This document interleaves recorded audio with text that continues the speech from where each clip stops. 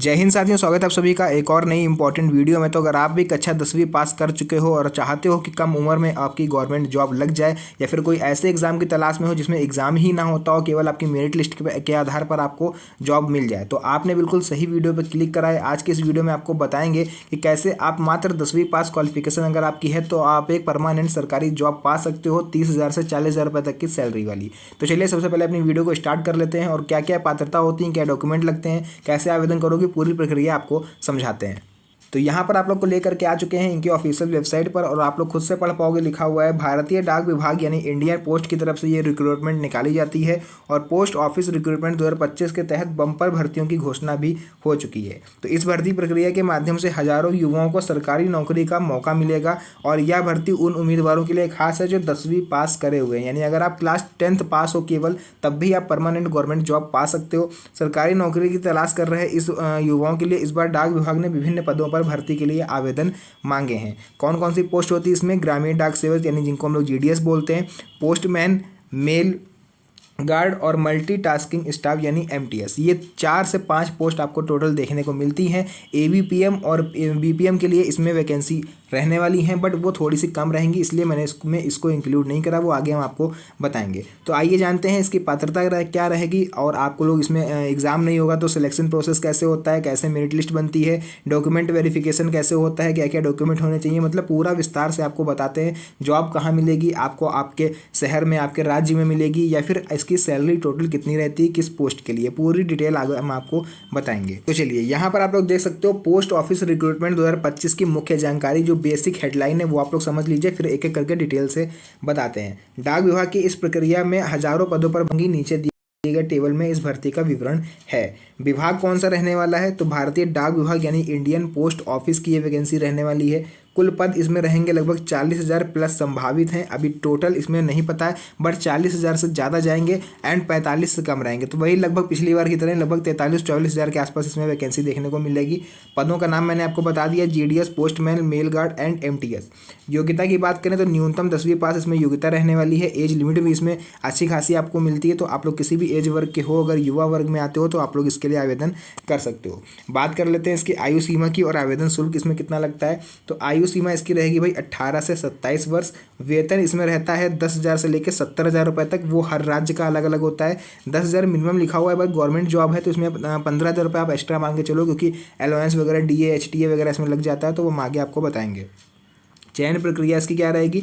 10वीं के अंकों के आधार पर आपको इसमें जॉब दी जाती है। आवेदन शुल्क की बात करें एंड इसकी ऑफिशियल वेबसाइट की बात कर लें तो आवेदन शुल्क लगता है इसमें 100 रुपये, केवल सामान्य वर्ग का है। अगर आप SC ST से आते हो तो आपको एक भी रुपये नहीं देना, निःशुल्क आप लोग फॉर्म भर सकते हो। आवेदन मोड इसका पूरी तरह से ऑनलाइन रहता है। आधिकारिक वेबसाइट इसकी कौन सी है? indiapost.gov.in। यहाँ से आपको इसका ऑफिशियल नोटिफिकेशन मिल जाएगा। हालांकि आपको जाने की जरूरत नहीं है, आगे मैंने पूरा इसमें विस्तार से आपको बता दिया है। वहाँ जाओगे तो आवेदन जो नोटिफिकेशन है वो आपको टोटली इंग्लिश में मिलने वाला है, तो अगर इंग्लिश आपकी वीक है तो मैंने उसको हिंदी में ट्रांसलेट करके आगे लिखा हुआ है, आप लोग उसको समझ लीजिएगा। तो यहाँ पर बात कर लेते हैं इसके पात्रता मापदंड इसके क्या रहने वाले हैं। सबसे पहले शैक्षणिक योग्यता की बात करें तो उम्मीदवारों को किसी भी मान्यता प्राप्त बोर्ड से न्यूनतम 10वीं कक्षा उत्तीर्ण होना कंपलसरी है। तो अगर आपके पास मैथ और इंग्लिश विषय आपके पास हैं तो उसमें आपको उत्तीर्ण होना कंपलसरी, यानी मैथ और इंग्लिश में आप लोग हर हालत में पास होने चाहिए, 50% से ऊपर नंबर होने चाहिए, और स्थानीय को ज्ञान होना चाहिए। यानी कि आप कहीं से भी हो, बिहार से हो, महाराष्ट्र से हो, यूपी साइड से हो, तो आपको अपने स्थानीय भाषा का नॉलेज होना कंपलसरी है। बेसिकली आप लोग को अगर हिंदी आती है तो आप लोग इसके लिए आवेदन कर सकते हो, क्योंकि हिंदी एक ऐसी भाषा है जो लगभग पूरे भारत देश में हर जगह चलती है। तो ये तो बात हो गई इसकी शैक्षणिक योग्यता की। वहीं अगर बात कर लें इसकी आयु सीमा की तो न्यूनतम आयु 12 वर्ष है, अधिकतम है 27 वर्ष। आरक्षित वर्ग कौन सा है? SC ST OBC PWD। PWD मतलब होता है फिजिकली हैंडीकेप्ड के लिए सरकारी नियमों के अनुसार आयु में छूट दी जाएगी। मतलब 18 से 27 है, आप 3 साल और एज रिलैक्सेशन मान लो तो 18 से 30 वर्ष तक लगभग रहेगी इसमें टोटल। ठीक है, तो अन्य योग्यताएं इसमें क्या है? कंप्यूटर का बेसिक नॉलेज होना चाहिए, क्योंकि जो मेल वगैरह आते हैं पोस्टिंग के थ्रू तो उसमें थोड़ा बहुत एंट्री वगैरह करनी पड़ती है, बट अगर आपको नहीं नॉलेज है तो कोई दिक्कत नहीं है, आपका हो जाएगा।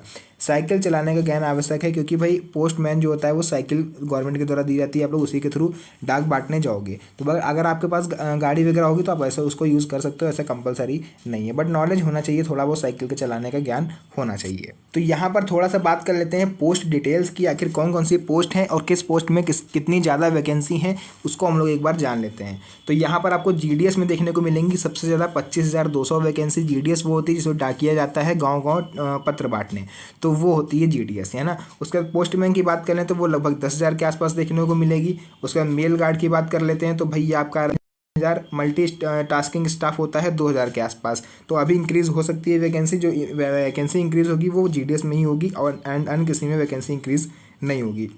तो ये थोड़ा पोस्ट डिटेल्स हो गई। अगर आप लोग इंटरेस्टेड हो तो आप लोग इसका फॉर्म फिलअप कर सकते हो। आगे पूरा क्राइटेरिया मैं आपको बता दूंगा कौन कौन से डॉक्यूमेंट आपके पास होने चाहिए एंड क्या पात्रता होती है। चलिए यहाँ पर बात कर लेते हैं, थोड़ा सा सैलरी स्ट्रक्चर वगैरह देख लेते हैं, सैलरी कितने रहने वाली है, क्योंकि सैलरी सबसे बढ़िया मोटिवेशन होता है किसी भी जॉब के लिए।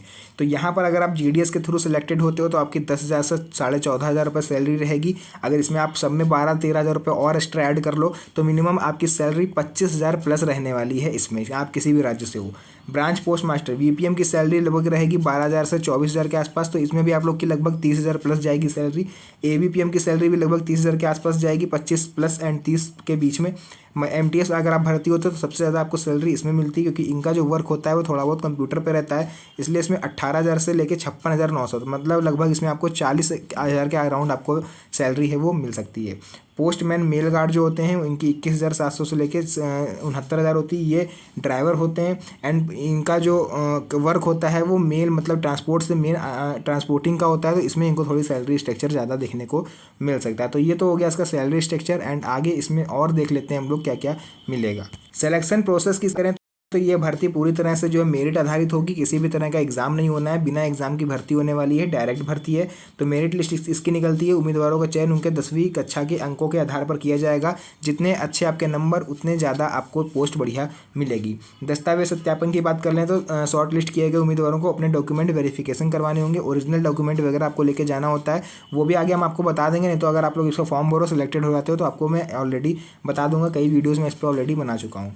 तो किसी प्रकार की इसमें लिखित परीक्षा नहीं होती है और ना ही किसी तरह का इसमें इंटरव्यू होगा, बस आपको सिंपली इसका फॉर्म भरना है, हाई स्कूल के नंबर अपलोड करने हैं। अगर आपका सिलेक्शन होगा तो आपके पास मैसेज आ जाएगा कि आप सिलेक्टेड हो गए और देन कॉल लेटर आपके घर पर पहुंच जाएगा।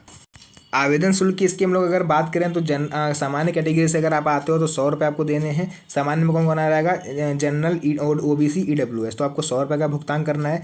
वहीं अगर आप एससी एसटी फिजिकली हैंडीकेप्ड या फिर महिला वर्ग से आते हो तो आपको निःशुल्क यानी 1 भी रुपये इस फॉर्म को फिलअप करने के लिए वो नहीं देना है। तो ये पूरा प्रोसेस था। बाकी आवेदन आप लोग कैसे कर सकते हो मैंने आपको इसकी ऑफिशियल वेबसाइट बता दी है, indiapost.gov.in। यहाँ पर जाके आप लोग इसके लिए ऑनलाइन आवेदन कर सकते हो। अभी तक हालांकि इसका केवल नोटिफिकेशन आया है, इसकी जो ऑफिशियल डेट है वैकेंसी है वो मार्च माह में प्रस्तावित है। मार्च माह में इसके फॉर्म आ सकते हैं, तब आप लोग भरिएगा। मैंने आपको इस जानकारी के लिए बता दिया है कि आप लोग को इसमें क्या क्या पात्रताएँ होनी चाहिए, क्या योग्यता होनी चाहिए। तो पात्रता योग्यता कुछ नहीं है, बस आपके पास हाई स्कूल पास होना चाहिए, वो भी अच्छे नंबरों से। जितने अच्छे नंबर होंगे उतनी अच्छी आपको पोस्ट मिलेगी। तो फिलहाल के लिए आज की इस वीडियो को हम लोग यहीं पर एंड करते हैं। मिलते हैं आप सभी से नेक्स्ट वीडियो में एक और अच्छी इंटरेस्टिंग मज़ेदार वीडियो के साथ। तब तक के लिए धन्यवाद। जय हिंद।